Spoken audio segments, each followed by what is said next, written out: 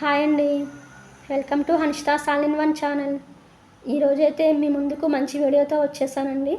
అది ఏంటంటే నోవేడేస్ అందరికీ హెయిర్ ఫాల్ బాగా ఉంటుందండి. అది లేడీస్కి, జెంట్స్కి, మొత్తం అందరికీ. అండ్ చిన్నపిల్లలకు కూడా వచ్చేస్తుంది కదండి. 13 ఇయర్స్ 14 ఇయర్స్ ఉన్న వాళ్ళకి కూడా హెయిర్ ఫాల్ అనేది స్టార్ట్ అయిపోతుంది.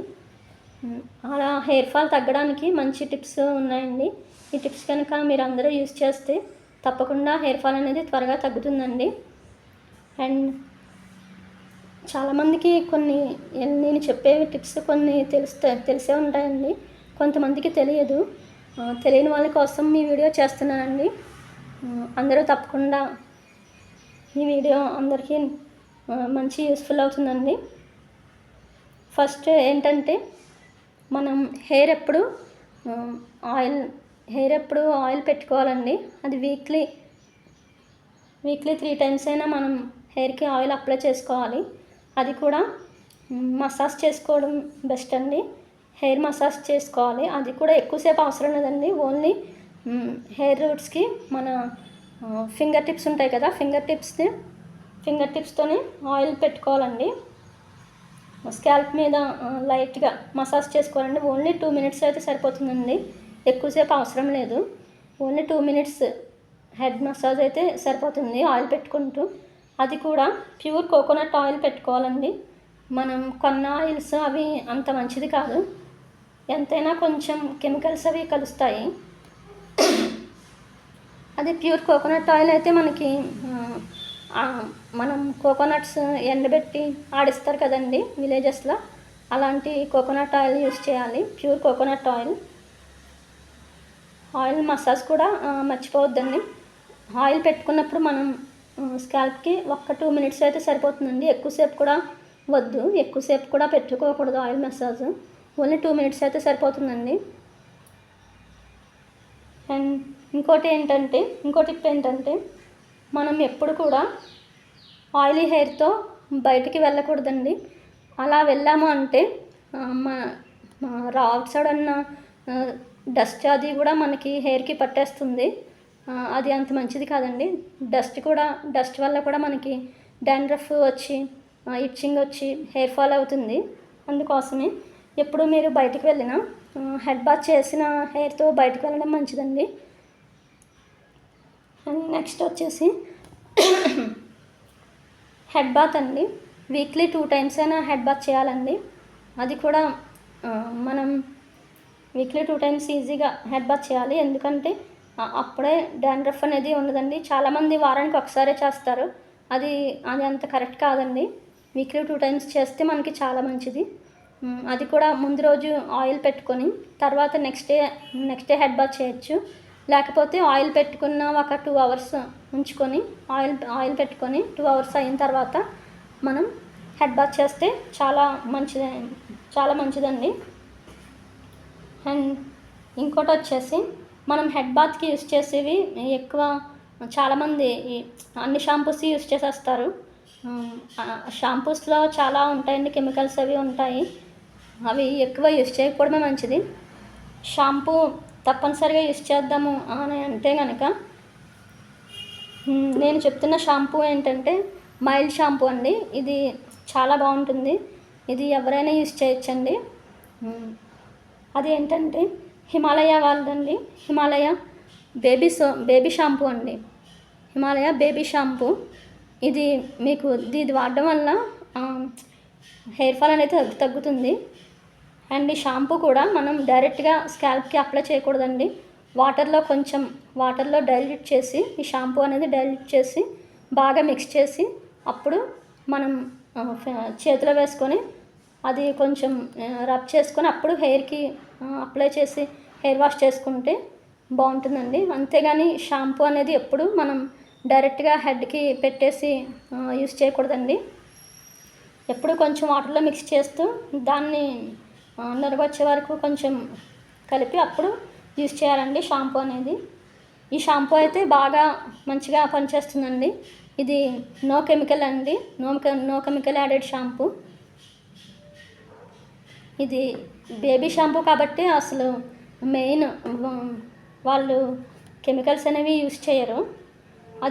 ఇది ఆయుర్వేద షాంపూ కదండి, ఇది బాగా మంచిగా వర్క్ అవుతుంది అండ్ మీ హెయిర్ కూడా స్మూత్గా ఉంటుంది. ఒకవేళ షాంపూ వద్దులే అనుకుంటే మీకు కుంకుడుకాయలు బెస్ట్ ఆప్షన్ అండి. కుంకుడుకాయలండి మంచి ఆప్షన్. ఈ కుంకుడుకాయలు నానబెట్టుకొని కుంకుడుకాయలు కొట్టుకోవాలి. ఫస్ట్ మనం కుంకుడుకాయలు కొట్టి అవి నానబెట్టుకొని వేడి నీళ్ళలో నానబెట్టుకొని మనం చేతితో గట్టిగా అన్నట్లయితే అప్పుడు మనకి నురగ వస్తుందండి. ఆ నురగతో మనం హెడ్ బాత్ చేయొచ్చు. కాకపోతే మనకి ఎక్కువ షాంపూ ఇచ్చినంత నురగ రాదండి ఇది మనం హెడ్ బాత్ చేసినప్పుడు.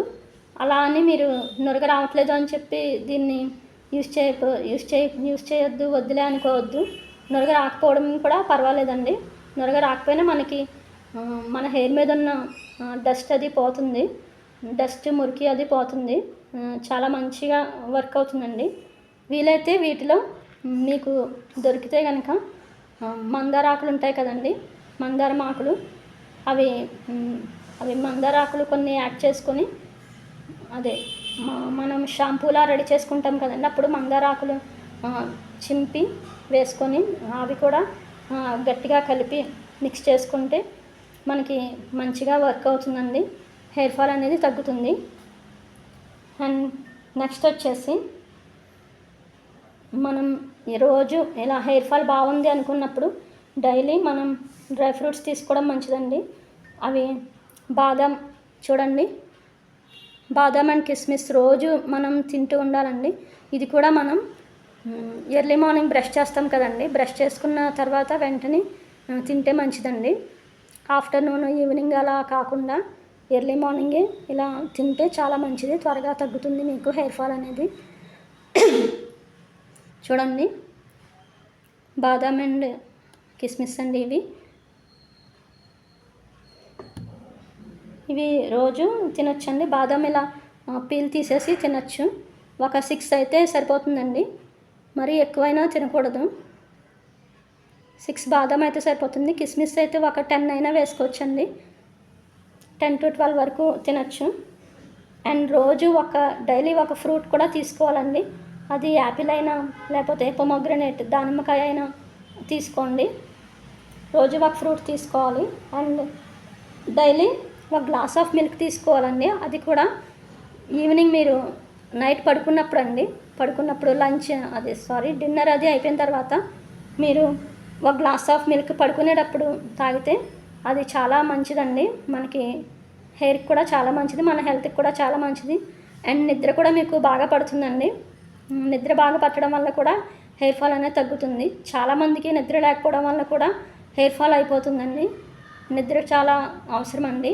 అందుకోసమే డైలీ గ్లాస్ ఆఫ్ మిల్క్, మీరు ఒట్టి మిల్క్ తాగలేకపోతే కొంచెం పటిక బెల్లం పౌడర్ ఉంటుంది కదండి, షుగర్ యూస్ చేయకూడదు.